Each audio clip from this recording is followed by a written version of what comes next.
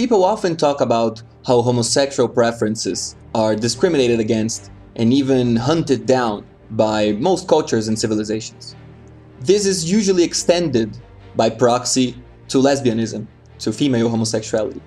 I believe this is false. I believe even though there has been, of course, always discrimination against a woman who didn't want to be a mother, I believe lesbianism itself is in fact promoted, deliberately promoted by the process of civilization.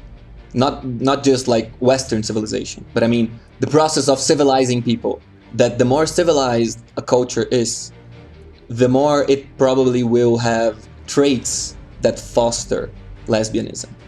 There's this axiom, I don't know who invented it, just some random guy told me.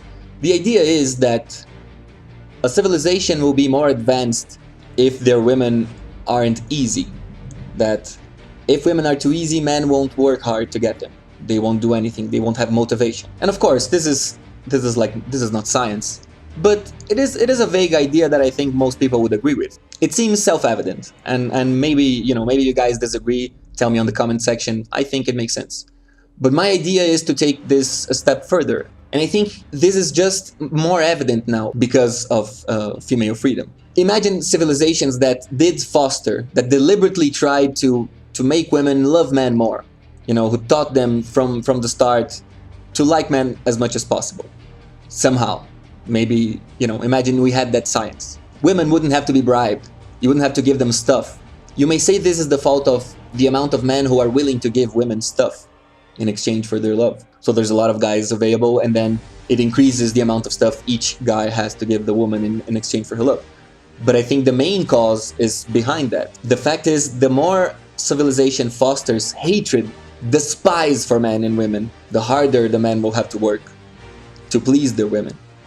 So it is really it is in the interest of progress that women are completely unhappy with men all the time. Women that are happy with their men are bad for civilization and progress. I mean, I'm not saying there are two ways of approaching this. I'm not saying that we have to do this because it will be better in the future. I'm not going that route. I'm saying something else. I'm saying what we are now is the result of what happened for so long, and what happened for so long was this. So this is why things are like this now. I mean, and I'm not saying we have to make women harder to get. That's not my point. Another reason why I think this is true is think of the problem of male jealousy. Because we can't ever be sure that the son is ours. Only the mother knows, and even sometimes she doesn't know. The reason why civilizations where a woman doesn't belong to the man basically never worked is because there's no way of securing the legitimacy of the child. So you see that the main problem that society had to solve is not how to make women like men, but how to make them not do stuff with other men. And the best way to do this is by fostering love for women and hatred for men. So there's another reason. So the main reason to make men work harder to please women, making society improve, in the sense that imagine a society where women were easy and then another society where women were hard. Where the women were hard, men worked harder, they made a better society. They go there, attack and destroy the civilization of the guys who were having an easy life. Didn't have to invent great things to please their women. And not just to please, but to impress.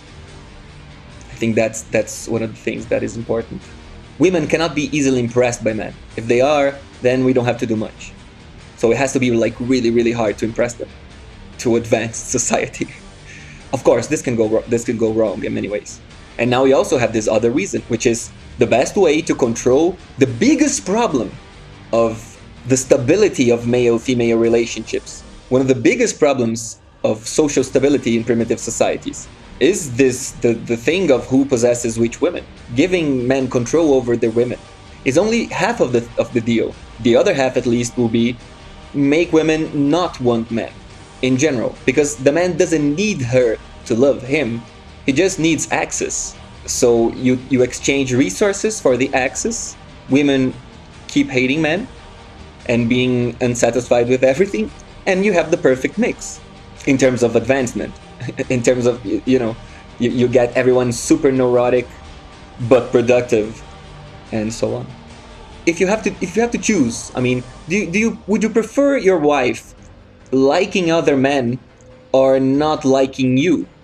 I think most men would choose to have a wife who doesn't love him, but at least doesn't betray him with other men, to a wife who loves him, but also loves other men.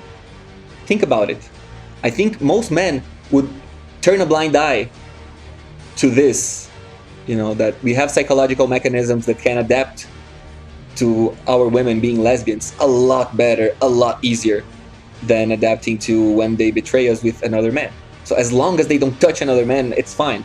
They can have like female harems, orgies, it doesn't matter. It's irrelevant. Lesbianism doesn't stop women from getting pregnant. They only have to have sex once. I mean, of course, it's not going to be that easy most of the time, but you know what I mean. They don't have to have sex all the time. They only need a little bit of sex, and they don't have to enjoy it. Male ejaculation is necessary for reproduction, but female is not. I'm sure feminists have studied this as much as they could and proved that I never read anything, but I'm 100% sure feminists try to prove that if the woman is orgasming, there's a higher chance of babies being born and healthy and so on. And probably I would agree that maybe it's true. I don't care, but it's not necessary, not strictly necessary. So you see, everything points to this direction. And I don't think there had to be a Lycurgus, like the Spartan Lycurgus, or a Solon to just come and implement all these laws because he was smart and wise enough to understand the reasons behind them. I just think everything happened. All crazy laws were tried by all sorts of crazy societies because there were so many different societies over so many years, so many millennia. So the ones who worked won over every other type of society. And I'm sure some of the losing societies didn't lose because they were worse. They got unlucky for some other reason. But that is part of the process. The fact that monogamous societies, monogamy is important, but it's secondary. Like societies where the woman belongs to a guy. Women must be branded with a guy. If the woman isn't directly connected to the guy by some official bond, then it is really hard to secure the bond between the father and the child. And that seems to be one of the greatest problems. Anyway, I'm just going off the rails now. I guess I spoke enough about this. I hope you guys enjoyed. Please comment and share with your foreigner friends, with non-Portuguese speaking people, because I don't have much of an audience outside my own country, Brazil. It would be nice if I had some international people listening to me, making their questions, influencing my thoughts. So thanks again, and I'll see you next time.